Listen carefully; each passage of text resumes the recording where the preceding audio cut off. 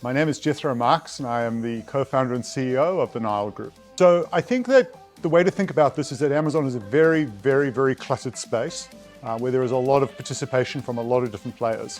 I think the key is to really focus on what it is that your brand is selling and the proposition of what that is, and to really focus in on what the customer is thinking about when they go looking for something like what you're selling.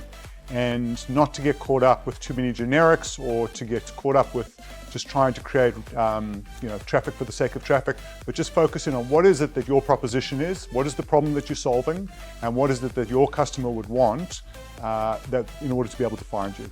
So I think the first thing to think about with margins on Amazon is that it's a very transparent marketplace where pricing is very clear up front, that you shouldn't be caught out with any surprises. I think the number one thing that a seller needs to do is to make sure that they fully understand their numbers. They need to know what every cost is that's involved in their business from the time that they purchase the product from wherever it's being bought from, right through to the point of sale, right through to the point of returns, and factor in all your costs. Once you're armed with that information and you know what your true cost structure is, then you can control your margins. Some people will complain that sometimes it might be an FBA fee that's too high, or this is too high, or whatever. It doesn't. At the end of the day, the cost is whatever it is.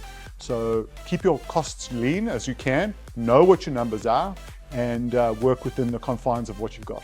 I think in general, with online retail across the board, there are a lot of statistics and a lot of numbers, most of which are largely irrelevant or may have less relevance. Focus on the ones that make a difference. What does it cost you to acquire the sale? How much margin are you making from that? What is your contribution? Ensuring that as your business scales up, that you are maintaining and monitoring those costs and keeping them under control, or factoring in whatever additional costs come your way. And just be cognizant at all times that the moment that you let it slip, it can go out of control very quickly. I think that every single channel on the internet, every marketplace, and everywhere has a core customer base that you won't necessarily see in any other space. Figuring out which one of those makes sense for a particular brand sometimes is just a case of trial and error. The cost of entering different channels today is at its lowest point than it's ever been. Once upon a time, we had to do full integrations into every single channel. Today, there are technologies that allow you to very quickly integrate into different places. I believe very strongly in test and learn.